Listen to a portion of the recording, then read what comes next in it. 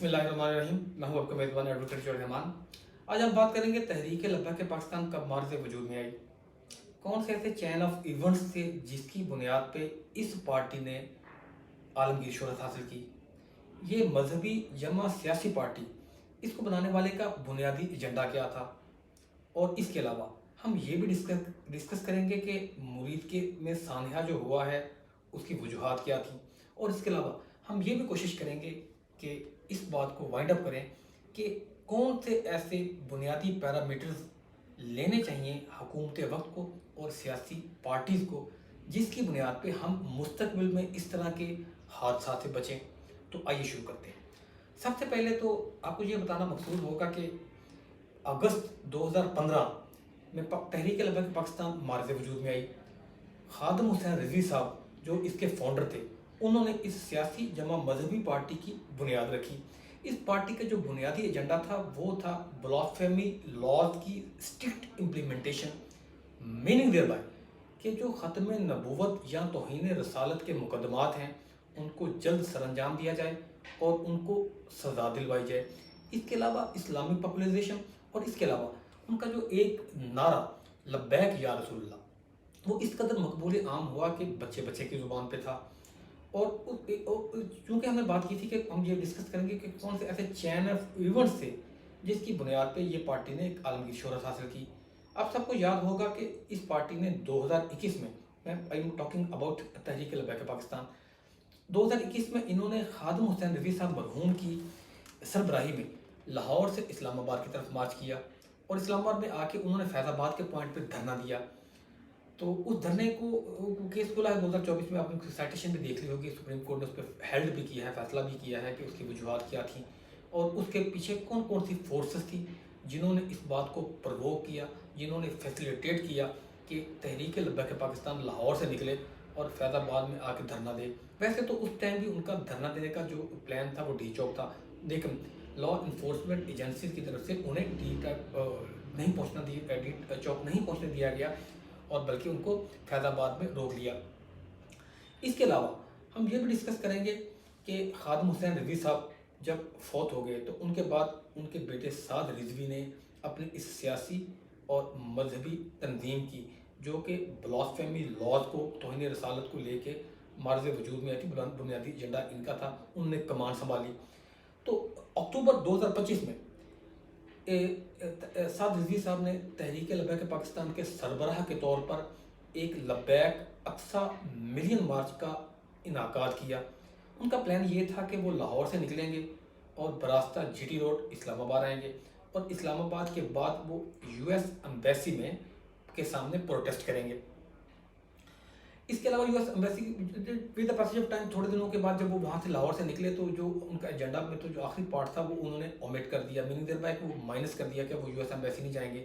Phase 7 के लिए उन्होंने जो हुकूमत वक्त है उससे रिक्वेस्ट की कि हमें इस्लामाबाद आने दिया जाए और इस्लामाबाद आके हम अपना जलसा जुलूस जो भी करेंगे उसके बाद हम उसी दिन पीसफुली वापस आ जाएंगे। लेकिन ये तस्वीर का एक रुख है। उसके बाद दूसरा रुख शुरू होता है जो कि इंतहाई दर्दनाक है, दोनों तरफ से दर्दनाक है। अगर हम हुकूमत को देखें, हुकूमत की बात सुने, उनके जो केस है उसका पेरूजल करें तो ये सामने बात आती है कि एक तो SHO साहब है जो शाहदरा के तहसीन से, उनकी शहादत की खबरें हैं, उनकी तस्वीरें भी आ गई हैं, वीडियोज़ भी सामने आ गई हैं। और दूसरी तरफ अगर हम क्रिटिकल कथारसिस करें, एनालिसिस करें तहरीक लब्बैक पाकिस्तान का, तो वहाँ भी कैजुअलिटीज़ हुई हैं। अब ये दोनों फरीक जो हैं, हुकूमत वक्त भी और तहरीक लब्बैक पाकिस्तान के जो चीदा लोग थे, वो जो दोनों क्लेम कर रहे हैं कि गोली हमने नहीं चलाई। जो सूबाई हुकूमत ये क्लेम कर रही है कि तहरीक लब्बैक पाकिस्तान में कुछ शरपसंद शामिल थे जिनके पास असलहा और डंडे वगैरह थे और उन्होंने पुलिस पे सीधी फायरिंग की। मीनिंग देता है कि लॉ इन्फोर्समेंट एजेंसी जितनी भी थी उन पर सीधी फायरिंग की। इसी तरह ये क्लेम किया जा रहा है तहरीक लब्बैक पाकिस्तान की तरफ से कि पुलिस ने उनके सैकड़ों कारकुनों को शहीद कर दिया और हज़ारों कारकुन उनके ज़ख्मी हैं। लेकिन मीडिया में इस तरह की रिपोर्ट्स आ रही हैं, लेकिन कोई वीडियो इस तरह की ऑथेंटिक सामने नहीं आई जिससे ये चीज़ सामने हो कि तहरीक लब्बैक पाकिस्तान जो क्लेम कर रही है उसमें कितनी सदाकत है। मैं मानता हूँ उनका दिल दुखा हुआ है, इसमें कोई दो राय नहीं है कि हमदर्दियाँ बहैसियत मुसलमान, बहैसियत पाकिस्तान हमारी दोनों तरफ है। स्पेशली अगर ये हो कि तहरीक लब्बैक पाकिस्तान वहाँ पीसफुली देखें, हम थोड़ा सा इसको माजी में जाना पड़ेगा। देखो, सियाको सबाक के साथ हर चीज़ देखी जा सकती है। मादी तहरीक लब्बैक पाकिस्तान का जो था वो आपको भी पता है कि किन के इशारों पे वो काम करते थे और कहाँ से शह पाकर वो जब दिल चाहता था प्रोटेस्ट शुरू कर देते थे। एनीवे पॉलिटिकल मामलों में तो हमने जाना है, हमने कानून उसके लॉ के दायरे में रहना है। तो ये हुआ क्या, मुरीद के में सानिया हो गया। तो दोनों तरफ की जो पार्टीज हैं वो क्लेम कर रही हैं कि हमारी शहादतें हुई हैं। तो सूबाई हुकूमत ने एक समरी अरसाल की मरकज़ी हुकूमत को कि इस पार्टी को बैन कर दिया जाए, जो मजहबी और सियासी पार्टी जिसका नाम तहरीक लब्बैक पाकिस्तान है। तो जैसे ही समरी अरसाल होती है मरकज़ की तरफ, तो जितनी भी तहरीक लब्बैक पाकिस्तान की मरकज़ी क़यादत है और या उनके ज़ेर साया चलने वाले मदारस हैं उस पर फ़ौरन क्रैक डाउन शुरू हो जाता है। आपने पंजाब भर में देखा होगा, स्पेशली रावलपिंडी और लाहौर में और बाकी छोटे शहरों में भी उनके जितने भी मदारस थे उनको उन पर क्रैक डाउन किया गया, उनको सील कर दिया गया। मस्जिदों को सील नहीं किया गया, मदारस को सील कर दिया गया। ये बात ध्यान में रखें, दो चीज़ें अलग अलग हैं। जो मदारस थे उनके जहाँ यानी कि जहाँ बच्चों को कुरान की और आलम दीन बंद की तालीम दी जाती थी उनको सील कर दिया गया। मसाजिद खुली हैं नमाज के लिए, वो मैंने फिजिकली विजिट भी किया रावलपिंडी में, मेरे पास खबरें आई थी कि वहाँ एक मस्जिद को सील कर दिया गया। जब मैं देखा तो मदरसे का हिस्सा सील था, मस्जिद ओपन थी। एनीवे आगे बढ़ते हैं। जैसे ही सूबाई हुकूमत की एक्शन लेती है तो जितने भी TLP के एसेट्स हैं उनको फ्रीज कर दिया जाता है।